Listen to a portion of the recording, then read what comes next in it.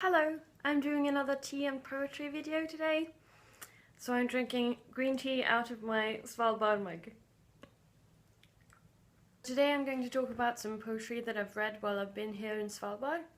Some of it about Svalbard and some of it just written by Norwegian authors. It's all Norwegian, so there will be subtitles. I'm going to begin by talking about the collections that aren't about Svalbard. This is the first one, Stein til Stein, or Stone to Stone, by Jon Fosse. This poetry collection deals with nature and how it affects our psyche and can reflect it as well. The poems are really good and they're in the style that I like. I don't know what it's called, but it doesn't rhyme and doesn't necessarily have a strict rhythm either. I'm going to read you a part of one of the poems that I liked in this collection. Songen, skjønn song, glid nedover de bratte fjella og utover himmel.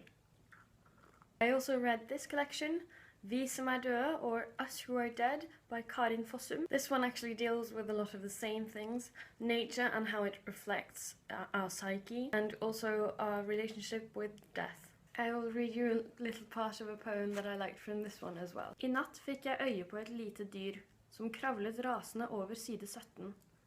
I et vilt sekund fryktet jeg at en bokstav hadde slitt seg løs fra teksten, at jeg aldri ville finne noen sammenheng. I really liked both of these collections, and some of the poems resonated more with me than others, but I have very little basis on which to tell whether these are good or bad. I must say I've been positively surprised. Just choosing poetry collections in the library has led to me reading these wonderful collections that really resonate with me.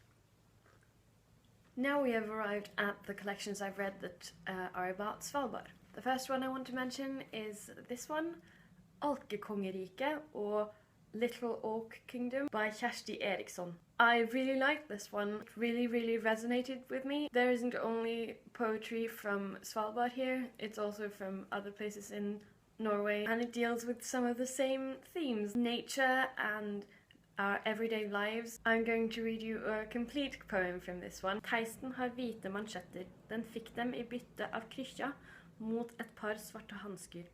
Snøspurven klippet ut de svarte flekkene fra ismåkas avlagte barneklær.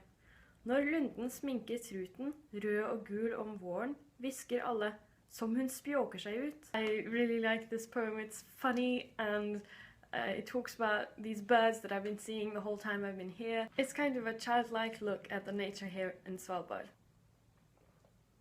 Then we have probably my favorite collection, Svalbard Poesi, or Svalbard Poetry, by Ellen Linde Nielsen. I really love it. It has paintings to accompany the poems.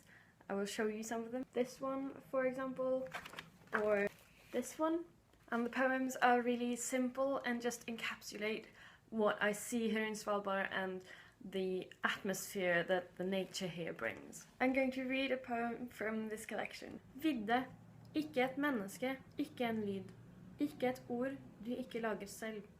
Alene, og likevel ikke alene. Finally, we have this book. It's a book with photography and poetry written by a woman who stayed in Svalbard for 12 years.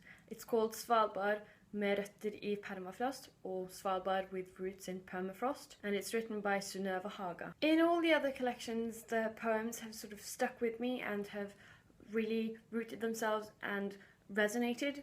This one I didn't like that much. The photography was beautiful, but the poetry felt a little staccato and weird.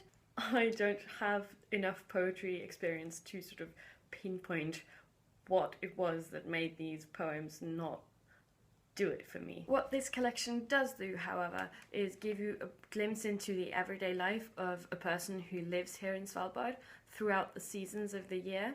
I've taken a few pictures while I've been here, and I can say that the landscape and the nature here is really poetic and really inspiring. It's quite an alien land with half a year in darkness and half a year in light, and there's so much ice and the colours can be quite monochromatic, as well as the mountains being really majestic and imposing. So it all sort of lends itself to good poetry. That was all for today. I'm leaving Svalbard soon, so this will be the last video from here. I will see you next time. Ha det!